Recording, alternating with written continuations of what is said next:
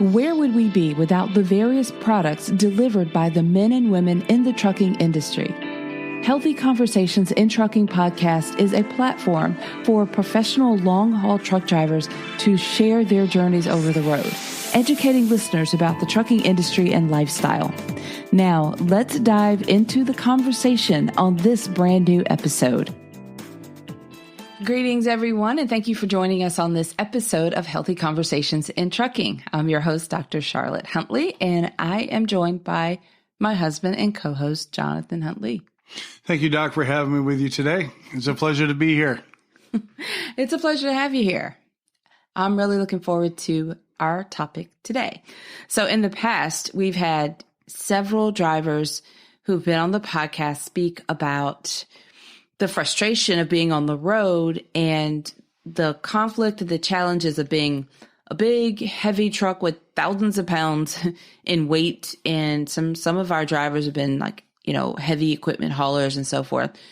But then having the conflict of cars and drivers of cars that don't understand some of the dynamics of the big trucks. So I want us to have a little conversation about what truck drivers wish car drivers knew about big trucks. What do you think of that? Sounds like a plan. Yeah. Let's do it. All right. So you and I've talked a little bit, ahead of time about this one. But like I said, a lot of our guests have touched on this topic, giving examples. Sometimes it comes up when I ask the question, what do you like least about, truck driving? I've heard, drivers say all sorts of things, but what rings to me is hearing a few people say how important this should be in driver education training. Like early on, like new drivers should get some sort of training and education about big trucks on the highway and just how to share the road with the big trucks. So, yeah, I think that's important. I think that if you're 16 or, here in Carolinas, you can get a license at 15.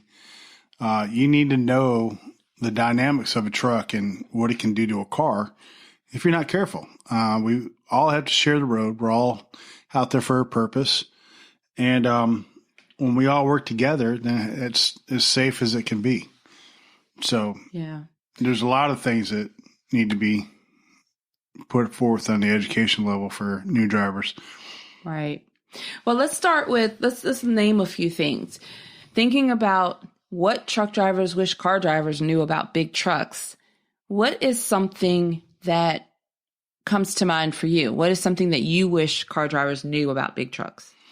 Well, it's the same thing over and over again that drivers are frustrated about is stopping distance. 80,000 pounds is 65 miles an hour. I mean, it's just, you're not going to stop on a dime. On the highways, you have cars that are merging from on-ramps and stuff, and they expect trucks to move lanes or switch lanes to get over. And it's difficult. If you are riding down the highway and you got a big load, and if you try to swerve, you may start swinging the trailer and you could flip over. I think cars need to understand that when they're getting on the highway, go faster or just wait. But coming up to stoplights and stop signs and stuff, it's difficult for a truck to stop on a dime. I think cars need to understand this so they don't. For instance, you're coming down, you're on a 4-lane highway, and there's a red light up there. A good driver, is calculating in his mind, how far do I need to stop? What is a safe distance for me to start hitting the brakes, and how long is it going to take me to stop? If you get cars that are impatient and, scoot in front of you and jump in front of you to get to that red light, that takes away from our stopping distance, and it could cause a rear-end collision. And I can tell you right now, 95% of these trucks, if not more, have front-facing cameras. And, once it sees that, the car is going to be at fault. So stopping distance it's a major, it's a, how do you want to say, concern for us.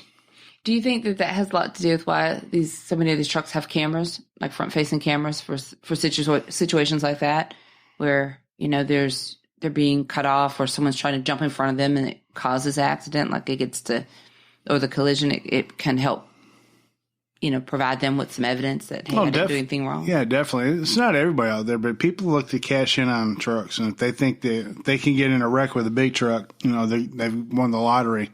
I don't mean like intentionally trying to get in a truck. I just mean like if it just not knowingly just kind of, like you said, scooting in front of them and the collision happens, at least the driver has that recording to say, hey, this is what happened. Yeah, that's what I was getting to. I mean, the companies are realizing this and their insurance rates go up. And when they put the cameras in the trucks, insurance rates go down because, if it's not the driver's fault, the insurance company will see it, the officers will see it, and, it's a safety for the driver and mostly for the companies. Mm-hmm. Well, what is, we've heard of that a lot too, with what you just described, that stopping distance, and that there's a lot of frustration for like in traffic, not even at the stoplight, but just like in traffic on the highway. You'll see where big trucks will have that larger gap and people are constantly trying to, that's like they're safe following in case something happens. And then a lot of trucks or cars will, jump in front of them and close in that gap, which in traffic doesn't give them much room for, there's not really a quick stop, but when there is traffic, you do need to be able to maintain that safe stopping distance. It's very frustrating. They keep filling the gap. I see that a lot. Well, I guess I just pay attention to it more because I hear you and others talk about it so much. Well, what's another example? Like, what is something else that truck drivers wish car drivers knew about big trucks? We have blind spots. We're sitting up above your car. So when I'm sitting in my seat, my hind end is actually higher than the roof of a car. And there's certain spots in my mirrors where I cannot see you. If you're in a smaller car, it's even more difficult. In making turns, these trailers, they don't turn like a car does. So we have to swing out wide to make a right-hand turn. And if a car, again, is impatient and scoots up alongside of us on the right side of the trailer, we can't see it. We keep turning. Next thing you know, our trailer's up over that car. Okay, well, let's say that someone's listening to us right now and they're just curious about truck drivers and they're not a truck driver and they're listening to us thinking, oh, wow, I do that. I didn't even know that they had all those blind spots, that was really a big thing. Let's give some help here. What should car drivers watch out for? If you're on the highway and you're driving alongside and there's traffic, please do not ride alongside the trailer or alongside the cab of the truck. For one, if we have to make an adverse lane change because there's something on the shoulder or people start to wreck and you're riding alongside that cab or alongside the trailer in our blind spot, we have 2 seconds to look and we're going to look and we don't see nothing. We're coming over in that lane and it's going to cause a wreck. And another thing is when you ride alongside of the truck and the trailer, we have an awful lot of weight on these tires. Granted, we have 18 tires that are running on the road, but there's an awful lot of weight. Most weight, 12,000 to 14,000 pounds on the steer tires and the front tires to steer the truck.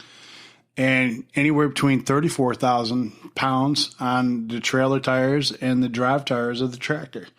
If one of those tires blow out at speed, the truck is going to react to it. And we're trained on how to try to save the load or a truck. But there's going to be a blowout on a steer tire. And a perfect example, I was talking to a buddy of mine today, Mike, who was driving down the road 70 miles an hour, and his steer tire just out of the blue blew on the driver's side. The wheel, the metal part hit the road. What he did was he punched the gas. When he punched the gas, the front end lifts back up, then grabbed control of the truck and was able to pull over the side of the road safely. Now, if he wasn't able to do that, and if a wheel hit the road and hit a bump in the road or a pothole or something like that, that truck would automatically have shot over to the left or shot over to the right. And if you're riding alongside that cab or trailer, you're in that dead zone. You know, it could turn out to be very bad for both of us. So that's I think that's even a bigger concern. I know when I'm in my personal vehicle and I'm passing a truck, I'm always looking at the steer tires. I'm always looking at the tires, see if they're wobbling, see if they're bald or something like that. But I don't sit there long. I'm passing. So either stay behind or pass. Exactly. Stay behind or pass and be patient.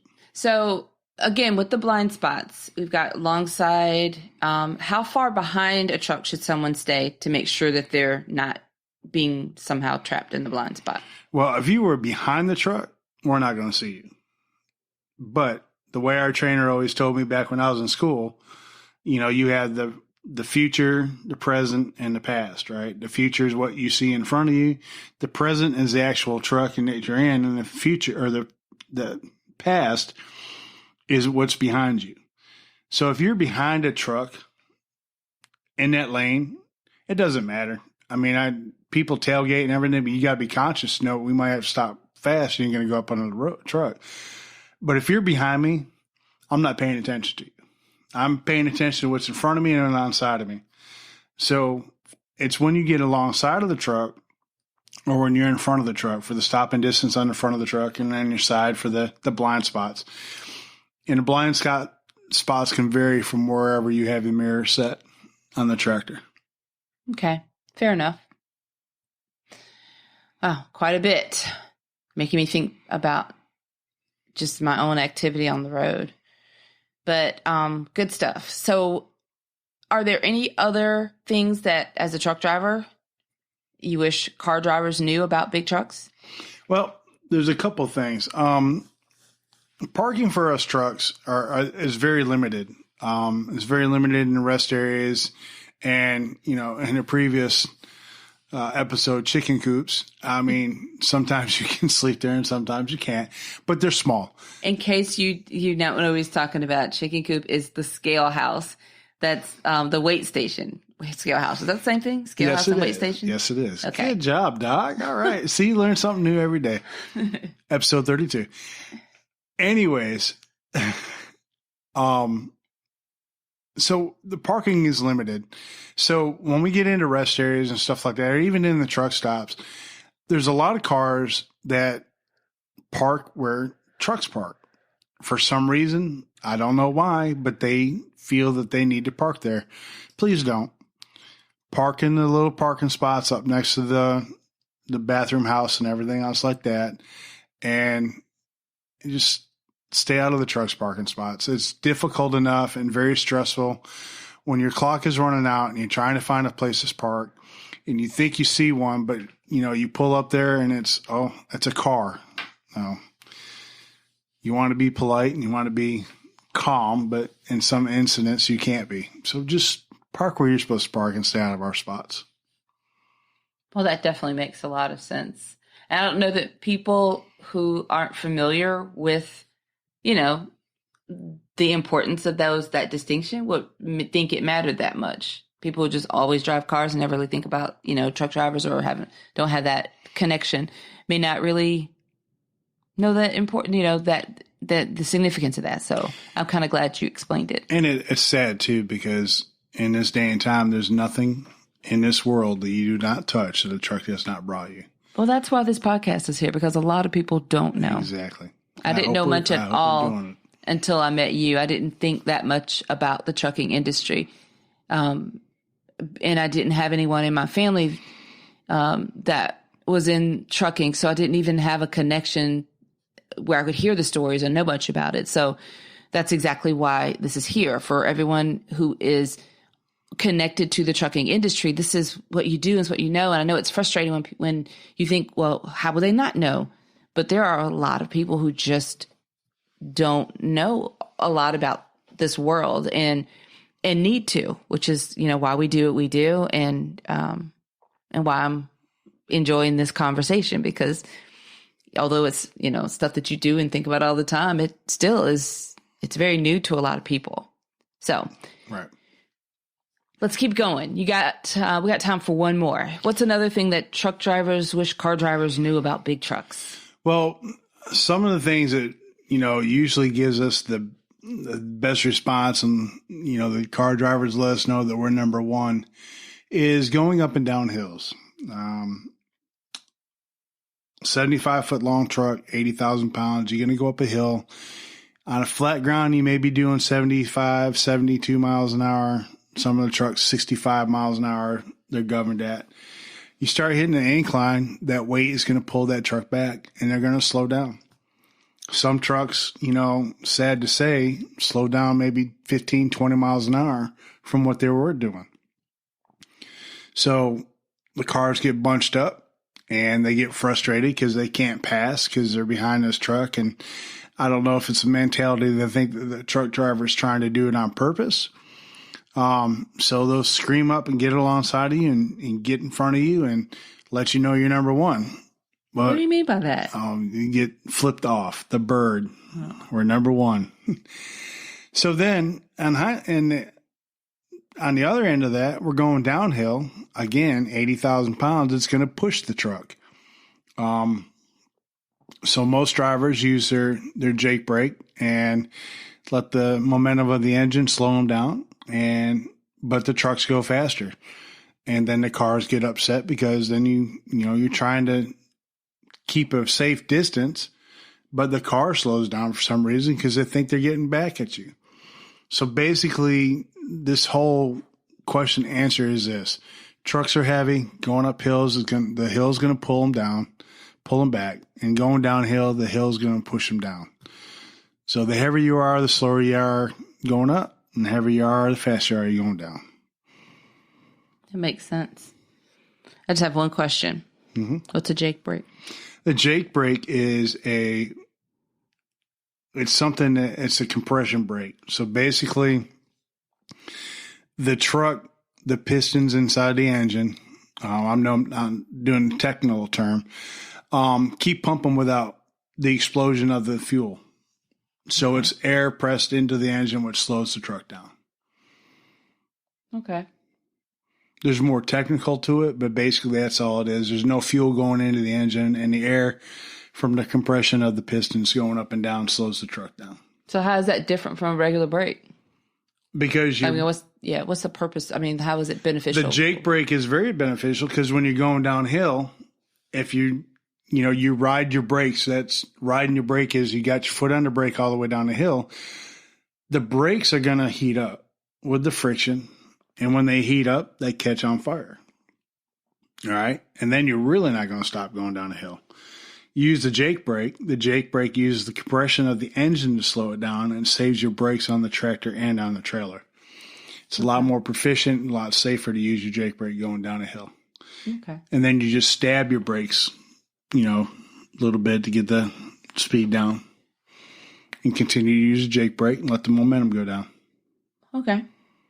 That actually made sense to me. Well, thank you. You told me to be serious, and that's what I was doing. Well, I needed to. I mean, you throw out these terms. You can't throw them out there without. It's like me using my jargon without explaining. I don't even ask sometimes. Well, this was good. Hopefully, I enjoyed hearing about that, and I think it should be helpful for some others. I think it's enlightening all the way around. So if you are a truck driver and you come up with some other things that you wish car drivers knew about big trucks, reach out to us and let us know. We could do a part 2 or follow up and share some more. Or just better yet, go to our website, healthyconversationsinTrucking.com, and click on Be a Guest and schedule a time to speak with us and come on the podcast, share your story about over-the-road trucking and what got you into it, and share with us more things that you wish car drivers knew about big trucks. Yes, because I'm not real technical about a lot of stuff, but I know how to drive the heck out of a truck. So if there's anybody out there with more knowledge about me and can explain this stuff better, please, be a guest. Well, that's not what I meant. I just meant more ideas than the few that we covered in the short period of time we had here. That also. Well, thank you all for listening. We really appreciate you. Make sure that you share this podcast with other truck drivers in your network. And like I said, we are always happy to welcome new guests onto the show. We want to hear more stories and meet new people that are over the road, men and women who choose this industry. So thank you for being a part of this community, and we'll see you in the next episode. Thank you for listening to the Healthy Conversations in Trucking podcast. Learn more or be a guest on a future episode by visiting healthyconversationsinTrucking.com or simply HCITpodcast.com.